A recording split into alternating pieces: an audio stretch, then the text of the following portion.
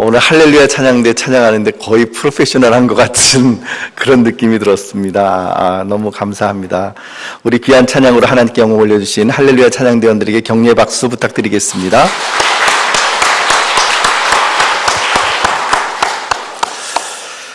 지난 시간에 우리가 함께 살펴본 바로는 이스라엘 백성들과 그리고 여호수아는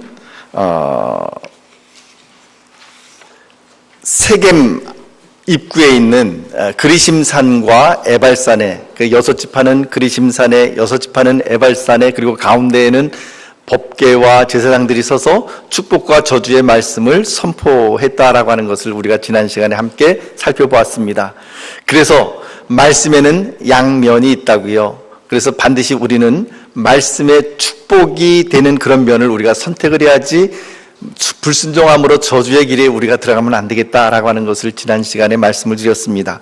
오늘은 거기에 이어서 이제 그 제단에 관한 이야기를 좀 살펴보기를 원합니다. 그리심산과 에발산 가운데 어느 산에 제단이 세워졌다고요? 어느 산입니까? 예, 에발산에 제단이 세워졌습니다. 그런데 이 에발산에 제단을 쌓을 때 하나님이 약간 좀 이상한 조건을 말씀하셨습니다. 31절 말씀 우리 같이 한번 읽어보겠습니다. 31절 말씀 시작. 이는 여호와의 종 모세가 이스라엘 자손에게 명령한 것과 모세의 율법책에 기록된 대로 쇠 연장으로 다듬지 아니한 쇠돌로 만든 제단이라. 무리가 여호와께 번제물과 화목제물을 그 위에 드렸으며. 여러분들께서 지금 이 구절을 잠깐 그냥 그대로 띄워놔 주세요. 이 구절을 읽으실 때에 이 말이 도대체 무슨 말일까? 왜 저런 명령을 했을까? 라고 하는 그런 구절이 혹시 눈에 안 띄시나요? 띄시죠? 우리 한번 찬양대석에서 한 분이 그 뭐가 그 눈에 띄는지 잠깐 좀 말씀해 주시겠습니까? 그렇죠. 쇠 연장으로 다듬지 아니했다. 왜 저런 그 명령을 하나님께서 하셨을까라고 하는 것이죠. 두 번째 질문은 이번에는 회중석에서 한번 여러분들 가운데 한 분이 좀 이렇게 말씀해 주셨으면 좋겠는데, 이 단어는 도대체 어떤 뜻입니까? 어떤 단어요? 예, 새돌. 새돌이라고 하는 것이 도대체 무슨 말입니까? 첫째, 왜 쇠연장으로 다듬은 돌은 안 되는 겁니까? 여러분 제단을 쌓을 때에 그 지금처럼 무슨 뭐 시멘트를 부어서 콘크리트로 이렇게 굳혀서 만드는 그런 제단이 아니라 돌을 가지고 쌓아서 제단을 만드는데, 물론 그 돌과 돌 사이에 접착제 역할을 해야 되기 때문에 뭐 석회를 바르든지 그랬겠죠. 그런데 그런 돌로 만든 제단을 쌓는데, 근데 그 돌들은 어떤 조건을 갖고 있어야 되냐면 쇠연장으로 다듬으면 안 된다. 그 다음 두 번째는 무슨 돌이어야 된다고요? 쇠돌. 그럼 여러분들에게 한번 질문해 봅니다. 쇠돌은 어떤 돌이 쇠돌인가요? 쓰여지지 않은, 한 번도 다른 곳에 쓰여지지 않은, 굉장히 그럴듯한, 정말 좋은 해석이십니다. 감탄했습니다, 집사님. 그렇게도 볼 수 있으시겠군요. 그러네요. 정말 한 번도 어떤 다른 곳에 쓰이지 않은 것, 그 쇠돌이다. 그런데 이 쇠돌이라고 하는 것은 헌돌, 새돌, 즉 뉴스톤이다. 영어로 하면 뉴스톤이다 혹은 올드스톤이다 할 때 그런 올드와 뉴의 개념이 아니라고 하는 사실이죠. 정확하게는 우리 한글 성경 번역이 조금 좀 잘못되었다라고 저는 생각이 됩니다. 우선 한번 그 아이패드를 연결해서 요 새돌이라고 하는 말을 살펴보기 전에 이 단어들에 대한 이야기를 좀 살펴보기를 원합니다. 아이패드를 잠깐 연결해 주시죠.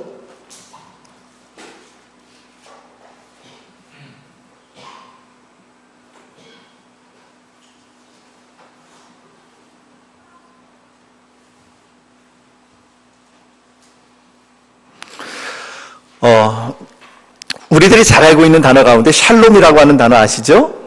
그 샬롬이라고 하는 단어에는 그것이 명사로 쓰일 때, 그 다음에 변형돼서 동사로 쓸 때, 그 다음에 형용사로 쓰일 때 이렇게 의미가 다 각각 달라집니다. 그래서 첫 번째 의미는 샬롬이라고 하는 단어이죠. 그래서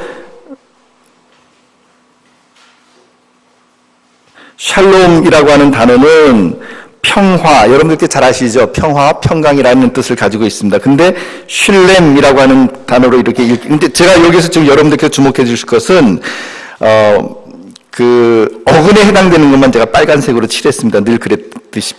그래서 샬롬 하게 되면 평화, 평강이고 슐렘 하게 되면 대가를 치르다, 지불하다라고 하는 그런 뜻이 됩니다. 동사로는 그렇게 되고요. 형용사로 쓰이게 되면은 슐람 이렇게 되는데 슐람이라고 하는 뜻은 온전한, 전적인, 영어로는 whole 뭐 이런 뜻이 되는 것이죠. 그러니까는 명사로는 평화, 평강인데 그 다음에 동사로는 대가를 치르고 그 다음에 형용사로는 온전한 뭐 이런 뜻이 되는 거예요. 근데 참 재미있는 게 예수님의 십자가 사건을 이 단어와 이렇게 연관해서 생각해 보면 참 그 재미있는 의미를 우리가 발견하게 됩니다. 예수님께서는 슐렘 바로 대가를 치르셨습니다. 어디에서 대가를 치르셨습니까? 십자가 위에서 누구를 위해서? 나를 위해서, 우리를 위해서 피를 흘려주셨습니다. 그래서 예수님께서 슐렘을 하셨고 대가를 치르셨고 그 결과 하나님의 샬롬이 우리에게 임하게 되는 것이죠. 그 결과 이제 하나님의 백성들은 온전한 슐람, 온전한 사람, 이런 전적으로 하나님께 귀속된 사람, 그런 사람이 되는 것입니다. 그래서 이 샬롬이라고 하는 말에는 여러분들께서 평화, 평강, 그 다음에 대가를 치르다, 지불하다, 온전한, 전적인 이런 뜻을 가지고 있습니다. 그런데 자, 여기에서 이제는 아이패드를 꺼주셔도 되겠습니다. 여기에서 이제 아까 우리가 살펴보았던 쇠 연장으로 다듬지 아니한 새 돌이라고 할 때 이 새 돌이라고 하는 단어를 어떻게 그 표현했냐면 히브리어로는 이렇게 표현했습니다. 미즈박이라는 말은 제단이라는 말이죠.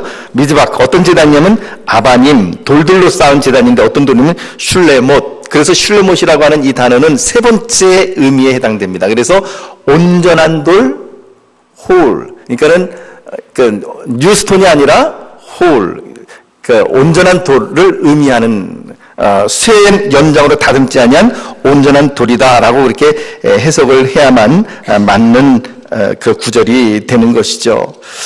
그러니까 쇠 연장으로 다듬지 아니한 돌이란 정이나 망치나 이런 것으로 다듬지 아니한 그런 다듬은 돌이 아니라 자연의 돌 그대로, 그러니까 채석장에서 그대로 떠낸 다듬지 않은 그런 돌이라고 하는 의미가 될 수가 있죠. 혹은 채석장이 아니고 그 주변에 있는 뭐 그 돌들 자연석 그대로 이렇게 갖다 쌓은 것입니다.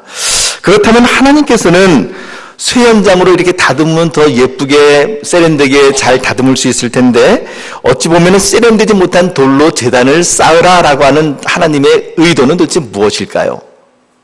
왜 하나님은 쇠연장으로 이렇게 잘 다듬어서 세련된 모습으로 네모 반듯한 돌들을 가지고서 제단을 쌓으면 더 멋있을 텐데 그런 돌들이 아니라 자연석에 가까운 손을 대지 않은 인간의 손이 되지 않은 어떤 그런 돌들을 가지고 제단을 쌓으라고 명령을 하셨겠습니까? 이것은 인간의 아름다운 행위나 선행으로 말미암아 하나님의 구원이 이루어지는 것이 아니다라고 하는 것을 우리들에게 보여주는 그런 하나님의 메시지인 것입니다. 구원은 무엇으로 말미암아만 오직 가능한가? 오직 하나님의 은혜로 하나님의 주권으로만 이루어지는 것이 구원이다라고 하는 사실을 이 정으로 인간의 어떤 그 아름다운 모습으로 이렇게 다듬지 않은 돌 자연석 그대로의 그 돌이 우리들에게 외치고 있는 내용인 것이죠. 오직 하나님의 은혜로 구원이 임합니다. 여러분 이것을 믿으시나요? 성전 휘장이 예수님의 십자가의 죽음 시에 어디서부터 어떻게 갈라졌습니까? 가운데에서 갈라지는데 위에서 아래로 갈라졌죠. 이것이 늘 제가 여러분들에게 말씀드리지만 이것이 우리들에게 보여주고 있는 것은 뭐 여러 가지 의미가 있지만 구원이 하늘로부터 즉 위에서부터 아래로 내려오는 것이지 인간의 어떤 선행이나 인간의 아름다운 어떤 그런 공로를 통해서 하나님께서 우리를 구원해 주시는 것이 아니다라고 하는 것을 보여주는 분명한 증거의 말씀인 것입니다. 성경 에베소서 2장 8절에서 9절 말씀 더욱더 분명하게 이렇게 증거합니다. 우리 함께 에베소서 2장 8절 9절 말씀 같이 읽어봅니다. 2장 8절 말씀 시작. 너희는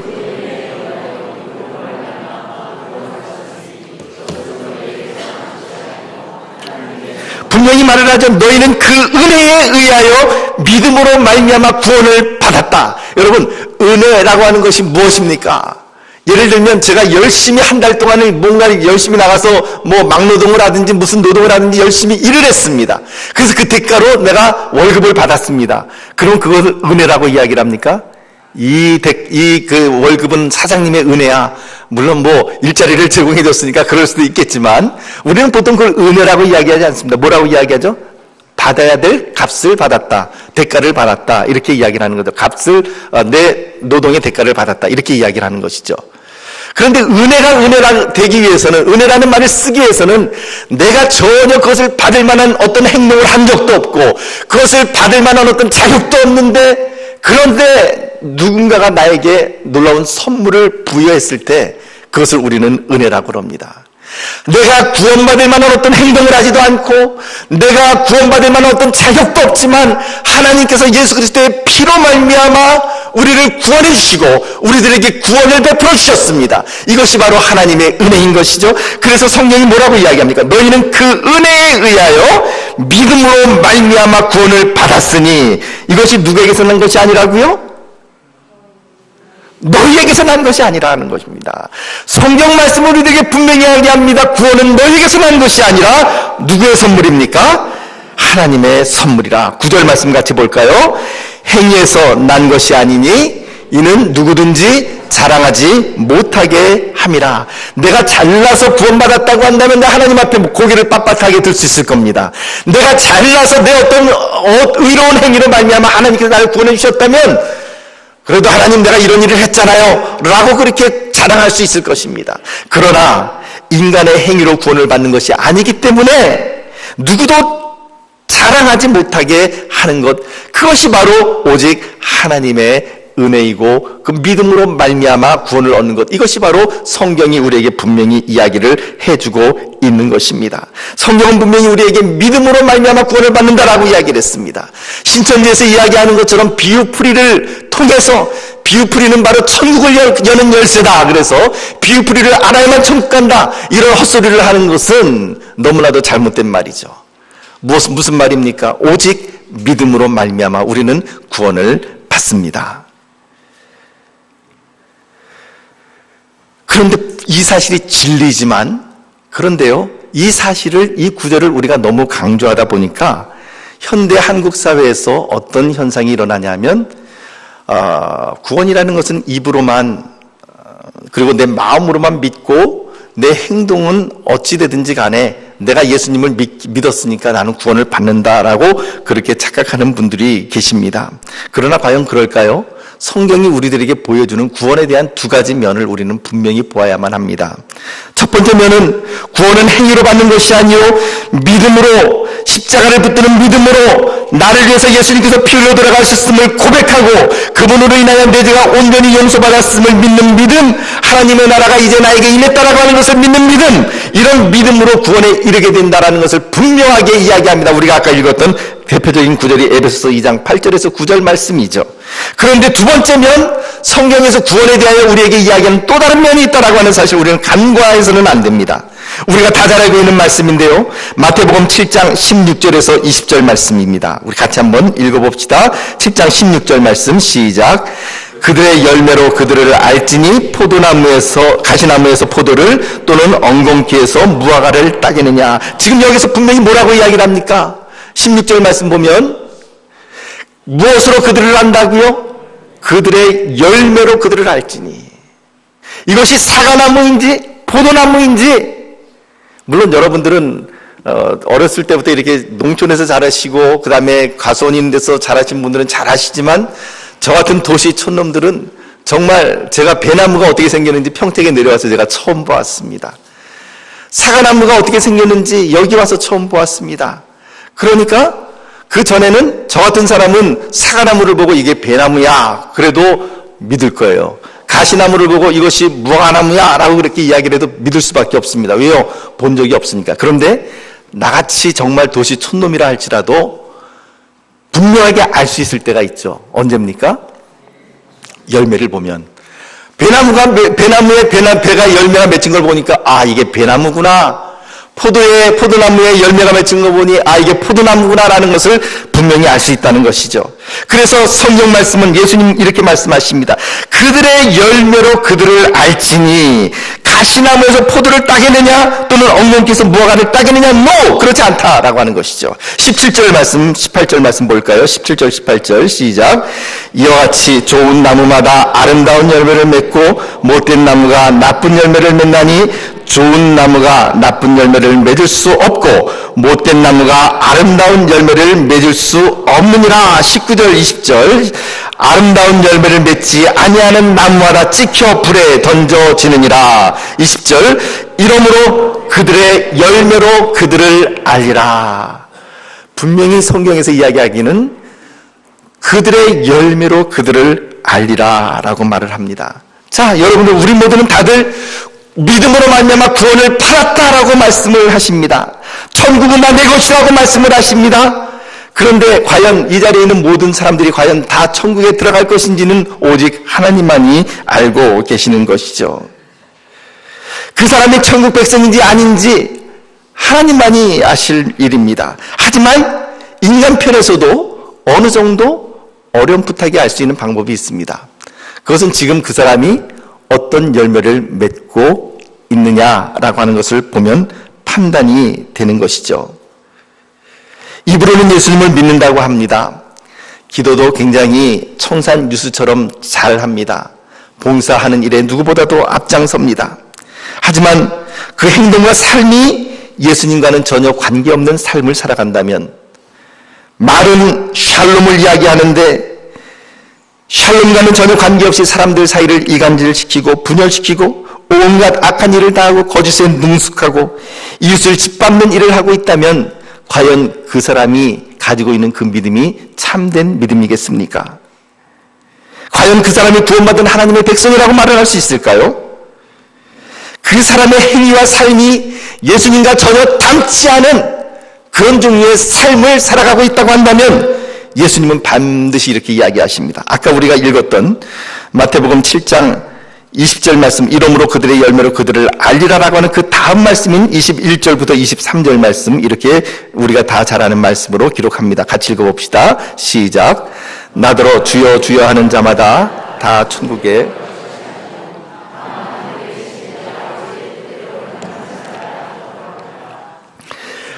그날에 많은 사람이 나더러 이르되 주여 주여 우리가 주의 이름으로 선지자 노릇하며 주의 이름으로 귀신을 쫓아내며 주의 이름으로 많은 권능을 행하지 아니하였나이까 하리니 그때에 내가 그들에게 밝히 말하되 내가 너희를 도무지 알지 못하니 불법을 행하는 자들아 내게서 떠나가라 하리라. 마태복음 7장 21절 말씀부터 23절 말씀은 아주 무서운 말씀을 우리들에게 던져줍니다. 이것이 바로 성경이 구원에 관하여 우리에게 던져주는 두 번째 면이에요. 첫 번째 면은 분명히 믿음으로 말미암아 구원을 받았다라고 하는 말씀을 던져줍니다. 너희가 믿음으로 말미암아 구원을 얻었다라고 그렇게 이야기를 하고 이미 너희가 사망에서 영생으로 옮겼다라고 말씀을 하지만 그러나 또 다른 면 예수님의 말씀은 우리들에게 이렇게 가르쳐 줍니다. 나더러 주여 주여 하는 자마다 다 천국에 들어갈 것이 아니요. 우리식으로 이야기하면 현대식으로 이야기하면 나더러 이름만 입으로만 주님 주님 그렇게 부르고 교회에 나와서 예배를 참석하고 그리고 헌금도 잘하고 봉사를 잘한다고 해서 다 천국에 들어갈 것이 아니요. 누구만요? 오직 하늘에 계신 내 아버지의 뜻대로 행하는 자라야 들어가리라. 그러면서 그날에 많은 사람들이 나더러 즉 예수님에게 이르기를 주님 우리가 주님의 이름으로 선지자 노릇하며 달리 이야기하면 주님 우리가 주님의 이름으로 설교도 하고 목사로서 선교사로서 선교도 하고 설교도 하고 전도도 하고 증거도 하고 또 우리가 장로와 혹은 권사와 집사의 이름으로 귀신을 쫓아내기도 하고 주의 이름으로 많은 권능을 행하기도 하고 전도도 했지만 주님 내가 주님의 이름을 이와 같이 불렀습니다 라고 이야기를 할 때에 그때 주님께서 뭐라고 말씀하신다고요? 그들에게 밝히 말하되 내가 너희를 도무지 알지 못하니 불법을 행하는 자들아 내게서 떠나가라 라고 말씀을 하실 수 있다라고 하는 것입니다. 그러니 사랑하는 성도 여러분 우리가 분명히 이 두 가지 면을 반드시 다 이야기를 해야만 합니다. 첫째, 구원은 오직 믿음으로 말미암아 하나님의 은혜로 말미암아 오직 믿음으로 말미암아 구원을 받는다. 예수 그리스도를 구주로 고백한 사람은 이미 사망에서 영생으로 옮겼다라고 선포하고 있는 이 말씀, 이 구원의 말씀, 이 진리의 말씀 우리가 붙잡아야 되고, 두 번째는 그럼에도 불구하고 우리에게 밝혀주는 또 다른 양면성. 예수 그리스도를 구주로 고백한 사람의 행동과 삶에는 반드시 열매가 있어야 된다. 그 열매가 예수님을 따라가는 자의 열매가 아니라고 한다면 너의 믿음이 과연 진짜 믿음이겠느냐라고 하는 무서운 하나님의 질책을 우리는 반드시 기억을 해야만 합니다. 주님의 이름으로 설교도 했고 말씀도 선포했고 심지어 귀신도 쫓아냈고 권능도 행했지만 주님은 나를 모른다라고 말씀하실 수 있다는 것입니다.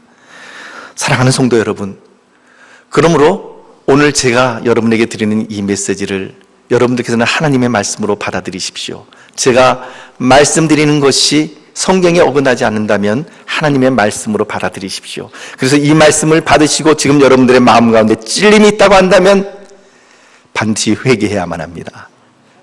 그래야만 살 수가 있습니다.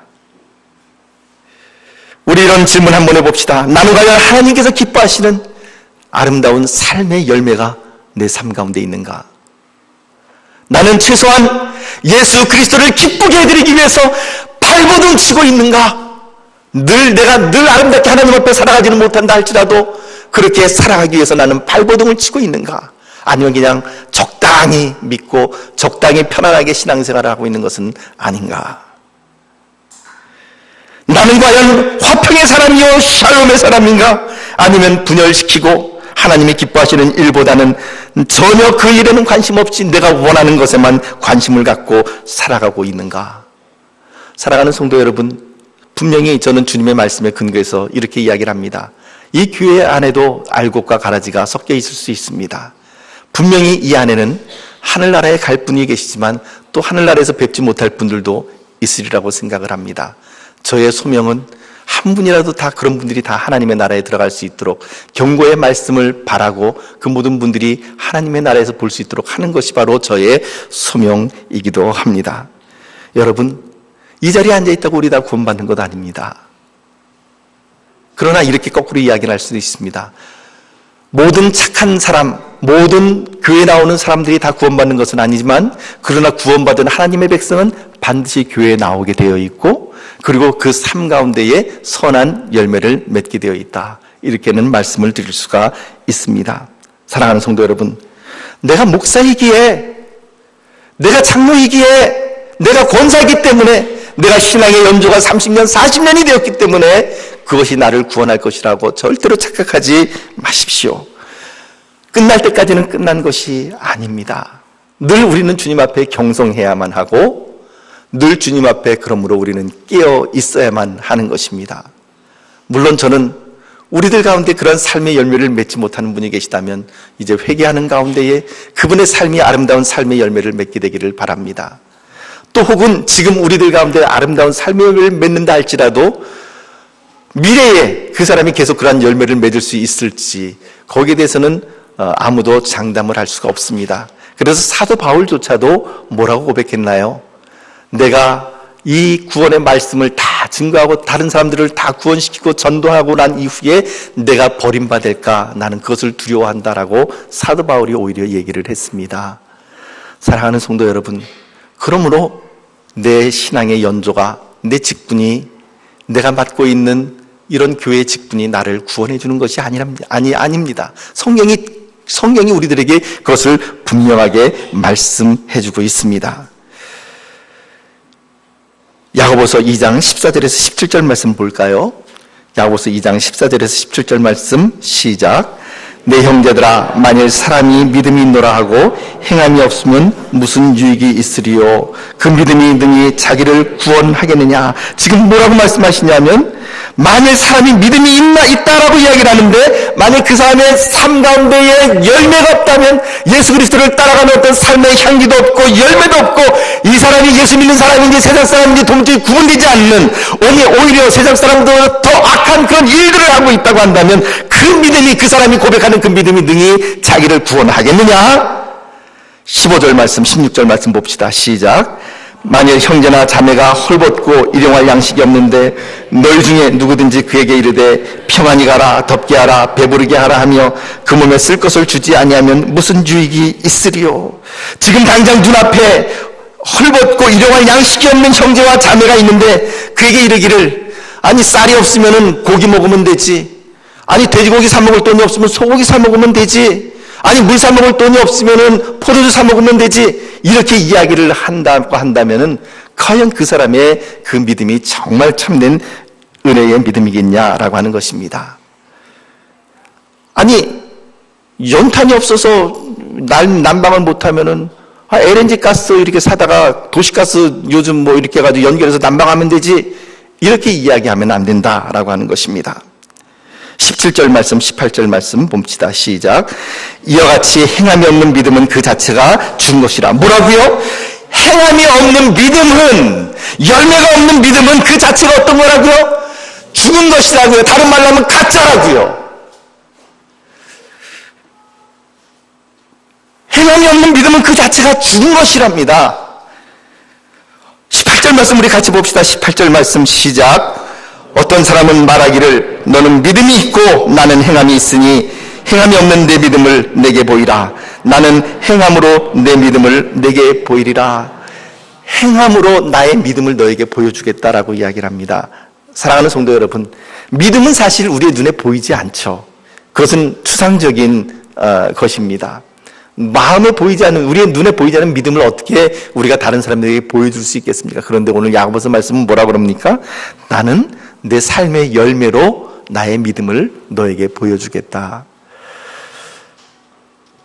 사랑하는 성도 여러분, 우리 모두가 이런 삶의 열매가 있어야만 합니다.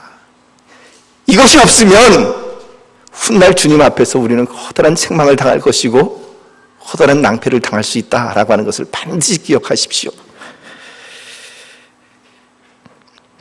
구원은 믿음으로 하나님의 은혜로 오는 것이지만 구원받은 하나님의 백성은 선한 열매를 맺으며 살아갑니다. 그리고 그 최소한 선한 열매를 맺기 위해서 발버둥치며 살아갑니다. 저나 여러분들이나 이와 같이 선한 열매를 맺으며 살아가는 귀한 주님의 백성들 되시기를 예수님의 이름으로 축복합니다. 지금까지 우리가 살펴본 바로는 다듬지 아니한 쇠돌이라고 하는 부분을 놓고 인간의 공로가 들어갈 여지가 없다. 그럼에도 불구하고 우리의 삶에는 열매가 있어야 된다라고 하는 것을 함께 나누었습니다. 이제 두 번째로 살펴볼 내용은 왜 쇠 연장을 대지 말라라고 이야기를 했는가라고 하는 것입니다. 우선 쇠와 관련되어 있는 그 구약의 이미지를 보면 여러분들께서도 이제 뭐 요즘 다 그 핸드폰, 모바일을 가지고 계시다 보니까 웬만한 분들은 다 성경 그 검색하는 구절들을 검색하는 앱을 다 까셨죠. 그래서 여러분들이 가지고 계신 그 성경 앱에서 쇠 혹은 철이라고 하는 제목을 이렇게 쳐서 한번 검색을 나중에 한번 해보십시오. 구약 성경에서 나타나고 있는 모든 이미지는 예외 없이 거의 다 전쟁, 무기 혹은 파괴와 관련되어 있는 그런 이미지로 나타나고 있습니다. 예를 들면 예레미야서 15장 12절 말씀 보면 이렇게 기록을 하죠. 누가 능히 철, 곧 북방의 철과 놋을 꺾으리요. 북방에 있는 철과 놋이 너무나도 강하다, 그런 얘기를 하는 건가요? 진짜 철하고 놋을? 아닙니다. 북방에 있는 나라들의 국방력을 이야기하는 것이죠. 바로 그런 북방의 군사력을 누가 꺾으리요라고 하는 것입니다.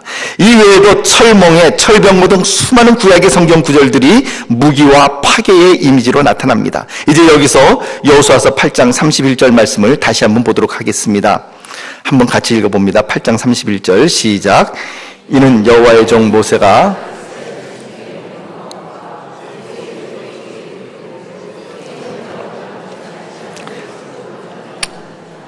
여호와께 번제물과 화목제물을 그 위에 드렸으며, 여기에서 이제 우리가 좀 더 이 구절을 이 언어 유희를 통해서 그 의미를 좀 밝혀내기를 원하는데요.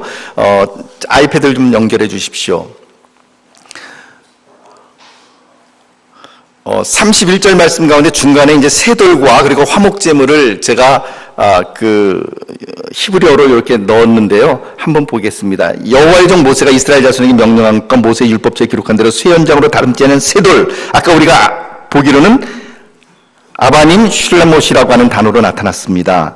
그 다음에 그 제단이라 무리가 여호와께 번제물과 화목제물 할 때 화목제물의 어근이 뭡니까? 역시 샬롬이죠. 그래서 이 두 단어가 새 돌이라고 하는 단어와 화목제물이라고 하는 이 단어의 그 어근이 다 같은 샬롬이라고 하는 단어로 연결이 되어 있습니다. 그러니까 하나님께서 이 어느 유의를 보게 되면 율법책에 기록된 대로 새 연장으로 다름지 아니한 새 돌이라고 하는 이 아바님 슐레못이라고 하는 단어에는요, 아까도 말씀드린 것처럼 물론 형용사로는 온전한 그런 뜻을 가지고 있지만 어근이 샬롬이에요.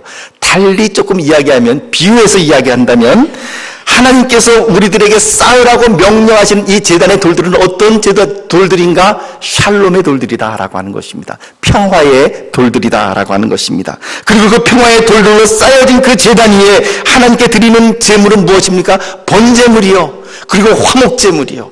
이 샬롬, 즉 슐라밈이라고 하는 이 화목제물과 번제물이라고 하는 것 자체가 무엇입니까? 번제물, 속죄제, 이것들은 인간의 죄로 말미암아 하나님과 간격이 생겼을 때에 하나님 앞에 나의 죄를 고백함으로 그 위에 번제물을 드리게 되면 이제 하나님께서 나의 죄를 용서하심으로 말미암아 어떻게 됩니까? 하나님과 나와의 샬롬이 이루어지는 것이죠. 그래서 거기에서 화목제물, 슐라밈을 드리게 되는 것입니다. 이제는 아이패드를 해제해도 되겠습니다. 사랑하는 성도 여러분, 하나님께서 우리들에게 원하시는 관계는 무엇일까요? 그것은 바로 샬롬의 관계입니다. 분명히 확신합니다. 하나님께서는 샬롬을 원하십니다. 화평케 하는 자는 복이 있나니 라고도 말씀하셨습니다. 사랑하는 성도 여러분, 여러분들이 진정 하나님과 아름다운 관계를 맺고 계신가요? 그렇다면 그 관계는 어떤 열매로 나타날까요? 샬롬의 열매로 나타나게 되는 것입니다. 하나님과 나와의 샬롬, 나와 옆에 있는 이웃과의 샬롬. 그러므로 분열하며 시기하며 싸우는 것에는 하나님의 이 평화의 제단이 이루어질 수가 없는 것이죠. 물론 우리는 영적인 전쟁을 마귀와 치열하게 싸워야 하겠지만 오늘 어떤 명목으로라도 교회가 싸우고 교인끼리 싸우고 다투고 분열하고 나누어진다면 그것은 하나님께서 기뻐하시는 일이 아니다라고 하는 것입니다. 왜냐하면 하나님께서 하신 일이 하나 되게 하신 일이기 때문에 그래요. 여러 번 말씀드렸죠. 에베소서 2장 14절 말씀 볼까요? 에베소 2장 14절 말씀 보면 이렇게 기록을 합니다. 그는 우리의 화평이신지라 둘로 하나를 만드사, 둘로 어떻게 됐다고요? 둘을 하나로 만들었다고요. 그래서 원수된 것 곧 중간에 막힌 담을 자기 육체로, 예수님의 육체로 허셨다라고 그렇게 이야기를 합니다. 예수님께서 하신 일이 무엇입니까? 십자가 위에서 이루신 일이 무엇입니까? 샬롬이에요. 나뉘어진 것을 하나로 만들어주시는 것이죠. 로마서 8장 19절에서 22절 말씀 보면 이렇게 기록을 합니다. 피조물이 고대하는 바는 하나님의 아들들이 나타나는 것이니 피조물이 허무한 데 굴복하는 것은 자기 뜻이 아니요 오직 굴복하게 하시는 이로 말미암음이라. 그 바라는 것은 피조물도 썩어짐의 종로로 탄데서 해방되어 하나님의 자녀들의 영광의 자유에 이르는 것이니라. 22절 피조물이 다 이제까지 함께 탄식하며 함께 고통을 겪고 있는 것을 우리가 아느니라. 이 말씀은요, 이 로마서 말씀은 창세기의 3장에 나타난 말씀을 배경으로 합니다. 아담과 하와가, 첫사람 아담과 하와가 범죄하고 난 이후에, 선악과를 따먹고 범죄하고 난 이후에 하나님께서 아담과 하와에게 이제 저주를 내리셨죠. 이제 그들에게 사망이 임하게 되었습니다. 그들을 반드시 죽을 수밖에 없었습니다. 그런데 아울러서 하나님께서 또 무엇을 저주하시냐면 땅을 저주하십니다. 땅이 너희로 말미암아 저주를 받으리니. 그리 땅이 이제는 지금까지는 일하지 않아도, 정말 열심히 일하지 않아도 좋은 열매를 내고 그리고 풍성한 곡식을 그들에게 허락을 해주었지만 이제는 너희의 코에 땀방울이 흘러야만 이제 너희가 먹을 수 있을 것이다 라고 하나님은 말씀을 하십니다. 결국 인간의 범죄로 말미암아 누가 저주를 받았다고요? 땅이 저주를 받았다고요. 그런데 로마서 8장 19절에서 22절 말씀 보니까 이제 그 피조물조차도 썩어짐의 종류를 타면서 해방되어 하나님의 자녀들의 영광의 자유에 이르는 것을 소원한다라고 그렇게 이야기를 하고 있는 것이죠. 즉 예수 그리스도의 십자가로 말미암아 자연도 인간과 샬롬을 이루게 되어 있다라고 하는 것을 우리들에게 보여줍니다. 이처럼 하나님은 샬롬을 이루시는 분이십니다. 평화를 이루시는 분이십니다. 그러나 인간은 자꾸 분열하고 나눕니다. 세 사람만 모여도 2대1로 나뉘어지고요. 5사람이 모이면 3대2가 되든지 아니면 4대1이 되든지 해서 누군가 한 사람을 왕따시키고요. 이런 것이 바로 인간의 참으로 좋지 못한 더러운 속성입니다. 사랑하는 성도 여러분, 그러나 우리는 변화해야만 합니다. 다툼과 분열은 결코 하나님의 나라를 유업으로 이어받을 수 없습니다. 사랑하는 성도 여러분, 저 역시 혹시 여러분들의 마음을 아프게 해드렸거나 샬롬을 이루지 못했다면 용서해 주시기를 바랍니다. 저는 이 설교에서부터 자유롭기 때문에, 나는 이렇게 잘 살았기 때문에 너희들은 이렇게 살아, 이렇게 설교하는 게 아니에요. 저도 역시 이 설교 앞에 회개를 해야 될 사람입니다. 제 자신이 이 설교의 말씀을 듣고 제 자신이 주님의 이름으로 선지자 노릇하고 훗날 예수님 앞에서 나는 너를 모른다라고 주님의 거절을 당할까 두려워해야 하고, 그래서 늘 주님 앞에 경성하여 깨어있어야 될 사람이라고 하는 사실을 저도 여러분들 앞에 고백합니다. 그렇게 연약한 사람이 바로 저입니다. 사랑하는 성도 여러분, 그러나 그럼에도 불구하고 이제 하나님의 말씀이 이것을 저에게 명령하시기에 저는 여러분들에게 말씀을 증거합니다. 샬롬을 추구하시기를 바랍니다. 평화의 재단 돌을 쌓으십시오. 인간의 철 연장, 파괴와 분열과 죽임의 어떤 그런 연장으로 말미암아 다듬어진 그런 돌이 아닌 온전한 평화의 돌, 샬롬의 돌로 오늘 이 평택제일교회 재단이 쌓여지기를 바라고, 여러분 한 분 한 분의 재단이 쌓여지기를 바라고, 나누어짐이 아니라 하나로 나아가시는 저와 여러분들이 되시기를 예수님의 이름으로 축복합니다. 기도하겠습니다.